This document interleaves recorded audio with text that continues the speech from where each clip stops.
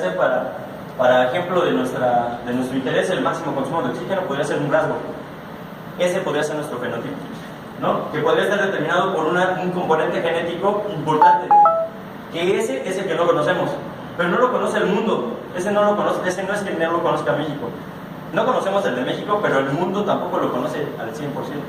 Se han empezado a hacer estudios y se han hecho ahí algunas aseveraciones. En 1970 se hicieron estudios en gemelos evaluando la variabilidad genética que tenían gemelos monocigotos y disigóticos. Y en base a eso se podía saber, se estimó que era el 96% de la variabilidad del VO2 max. Pero esto era solo una aproximación, porque realmente ahí no acabó. Ahora en el 2000, en 1999 empezaron este estudio de familias del Heritage Family Study, y ahí determinaron con otras variables y con más personas. En el primer estudio nada más había 25 individuos, 10 de un tipo y 10 del otro, muy poquitos. Para hacer un estudio poblacional se necesitan por lo menos 1000 individuos, más o menos, depende del tamaño de la población de la que queramos trabajar. Pero en este caso, con el Heritage, que es en Estados Unidos, en San Antonio me parece, este estudio arrojó que esta heredabilidad del VO2 max era del 52%, pero en este estudio ya se consideraron variables como edad y índice de masa corporal y unas medidas antropométricas para determinar si esos factores también estaban modificando el resultado, que eso era cierto, ¿no? Bueno, la genómica del deporte, la genómica lo que trata es de estudiar el efecto de distintos genes en el fenotipo. Como se ha visto que todas las características que determinan a un deportista son poligénicas y complejas. Realmente, ¿qué quiere decir esto? Compleja significa que interviene un factor genético, un componente genético, y también el ambiente. El ambiente es determinante. El ambiente podría ser parte de la nutrición, la parte psicológica, el desarrollo social. Toda esa parte sería el ambiente, pero entonces, ¿cómo evaluamos esto? ¿Cómo podríamos utilizar esta información para poder llevar a cabo una mejor práctica deportiva, ¿no? O tener el éxito deportivo? Les platico rápido. Esto de la genómica surge con el proyecto del genoma humano, que se terminó de secuenciar el genoma humano en el 2003, de lo cual se supo que teníamos 25.000 genes, de 25.000 a 30.000 genes, y esos 25.000 a 30.000 genes codifican para 100.000 proteínas. Estas son las que determinan todas las características físicas de un individuo. ¿Cómo esto rompió un paradigma que antes no se sabía? Antes se pensaba que era un gen, una proteína. Eso no es cierto. Eso hoy en día se sabe, pero habrá que ver hasta dónde se sabe. ¿Cómo con un gen se generan varias proteínas? Mediante una estrategia que se llama splicing alternativo. Con unos fragmentos, el gen, imagínense un gen de, no sé, de 500 pares de bases, un pequeño fragmento puede unirse y seleccionar algunos fragmentos que se llaman exones, no sé si los conocen. Algunas secuencias de DNA se unen de un mismo gen para generar un gen, y si seleccionamos otras regiones de ese mismo gen, se puede generar una proteína distinta, muy similar a la primera, pero distinta. Y ahí es de donde vienen las familias de las proteínas, por ejemplo las actinas, que son muchísimas y no nada más existe una, ¿no? Que es lo que podríamos pensar. Y bueno, estas proteínas tienen formas que se llaman acá polimorfismos, que tienen diversas formas. Eso significa que tienen muchas formas para generar una proteína. Esas variaciones son las que generan las características distintas entre nosotros, las variaciones polimórficas. Por ejemplo, nosotros tenemos el 99% de parecido genético, todos los que estamos aquí en la sala. Y nada más por esas variaciones, que son 15 millones en la población humana, o sea, en el mundo, aproximadamente, eso es lo que nos distingue los rasgos como nariz, color de cabello, tipo, estructura, altura. Pero ¿cómo estudiar todos estos 15 millones? Esa es como la pregunta.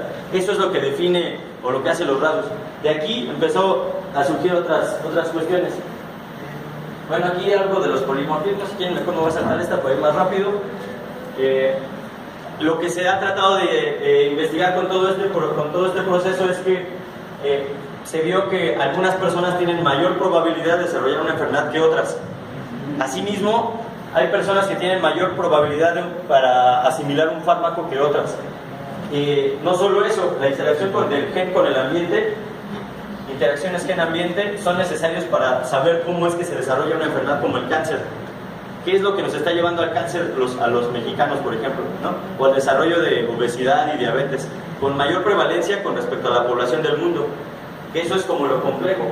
Pero eso no nada más acaba ahí, sino también en cuanto a los genes del rendimiento físico, que hay genes o hay componentes genéticos en individuos que tienen una mayor facilidad para desarrollar cualquier habilidad. Eso lo podemos ver todos, ¿no? No necesitamos ser genética para saber que eso pasa. Eso pasa, pero ¿cómo podemos saberlo antes de tener que llevarlo a la prueba? O de saber que llevamos 6, 7 años trabajando y entonces sabemos que ya es bueno, ¿no? O que tiene algunas características. A lo mejor no estuvimos trabajando con él todo el plan de trabajo bien estructurado con respecto a lo que él tenía. Que eso es lo que pretende hacer esto en el mundo. Hay varias cortes en todo el mundo que están enfocados en esto. Esto parece nuevo acá, pero realmente ya es un poco viejo. Más o menos empezaron como en el 2004, 2005, empezaron a trabajar con esto. En el Gene Athlete de Estados Unidos, el Elite Russian Athlete Cohort en Rusia, África, Estados Unidos, ahí con los sprinters de Jamaica, que son un equipo muy importante ahí. Yo creo que el más fuerte entre Estados Unidos y Jamaica son los dos equipos más fuertes en velocidad, en atletismo.